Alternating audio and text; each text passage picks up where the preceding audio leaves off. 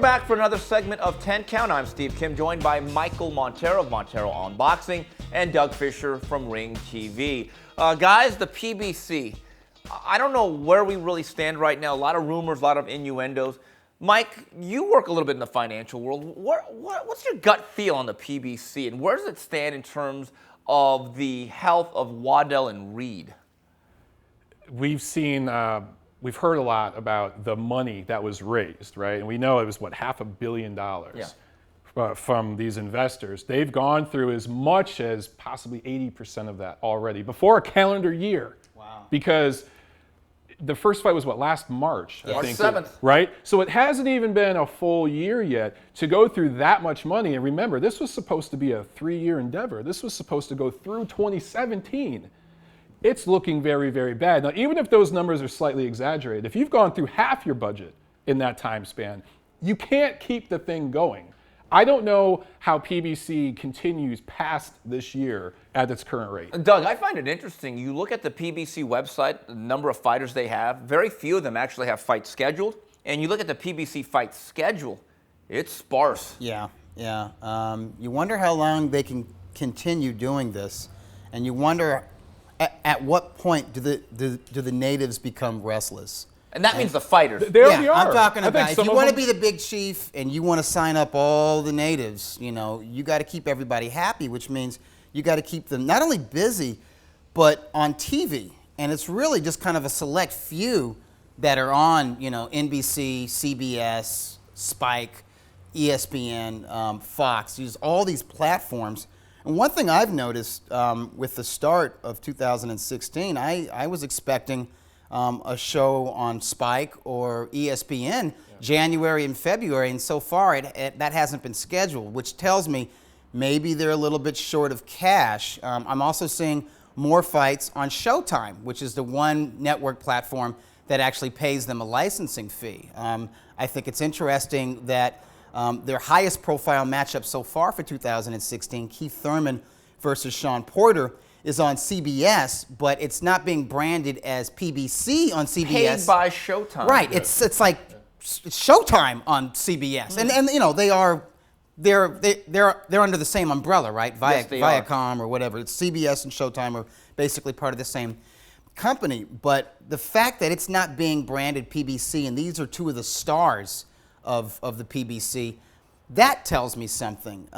So there are some indications that maybe they've had to pull back budget-wise. I'm also noticing this.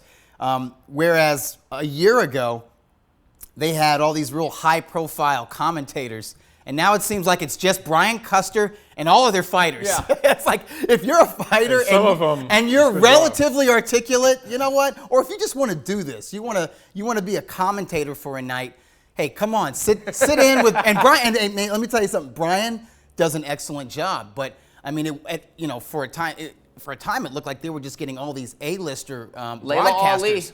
Yeah, broadcast and names and everything, but you got to pay these people, and I think they're realizing, you know what, this money is not limitless, and if we're going to make this thing last through 2016 without a full-on revolt, from all of our signed fighters, we got to get them busy. We got to make them happy, but we can't spend up everything before the end of this year. Michael? Just to piggyback on that, the schedule, you mentioned the one high-profile card, that's the one on Showtime. The only other fights I've seen scheduled are those Fox Sports cards, and those are relatively cheap to put on. Because remember, these are all time buys. Yeah.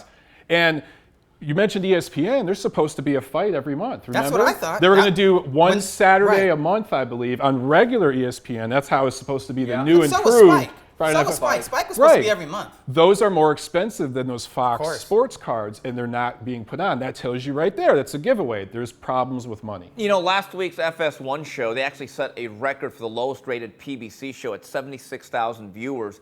And it goes to a point, the various shows that I do, the next round with Gabriel Montoya. Now, you have to be a hardcore fan to spend 2 hours listening to me and Gabe on Blog Talk, okay? But those fans tell me more and more as they call. They said, Steve, for the first time ever in my life, and they say it on Twitter, I'm missing shows. Yeah. I watch every show. It's part of my job. It's my responsibility. I get DVDs across the world. I stream a lot of fights that I can't get internationally. Even if you have some weird fetish where you have to watch all boxing, It's hard to keep track of the PBC. But people are now consciously saying, I'm good. Yeah. I don't need to watch it. And I think to me, it watered down the product to a point, guys. People are saying, it's like, I'm an NBA fan. I don't need to watch every Laker game currently. I mean, they're really that bad, but I mean, honestly, even when they were good, I could miss a few games. There is a point of oversaturation with anything. Especially with different networks. You mentioned the NBA, or we could talk about the NFL or whatever, MMA. You know which network to go for certain shows, right? Yeah. The problem with the PBC is you can't keep up from one fight to the next. Say you become a fan, you're a casual fan, you become a fan of Danny Garcia. You don't know what network he's going to be on next. You don't know which network you have to order to watch the guy's fight. But Doug, the other issue, though, we talk about quantity.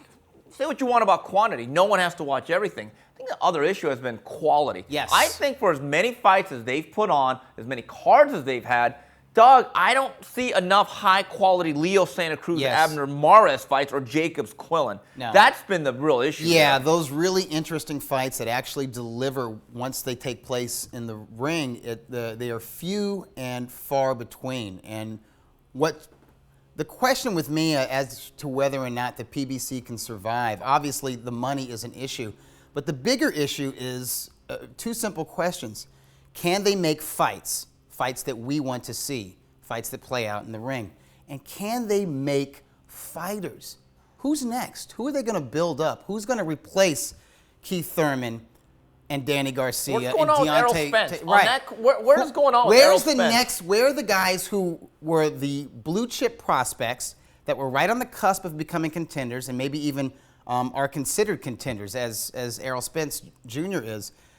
Where's their development to where they're being put into fights where they show us their talent and they wow us and they make us want to see them again, and they are advancing their own ability as boxers, but also their stature within the sport? If that's not happening, the PBC will not survive. And the bottom line is, the most damning thing here, to wrap it up, is that some of these fighters have come on PBC platforms, CBS, NBC, to lower ratings on Showtime. That is very telling. All right, well, that's it for this edition of 10 Count. On behalf of Doug Fischer and Michael Montero, this is Steve Kim saying goodbye for UCN Live.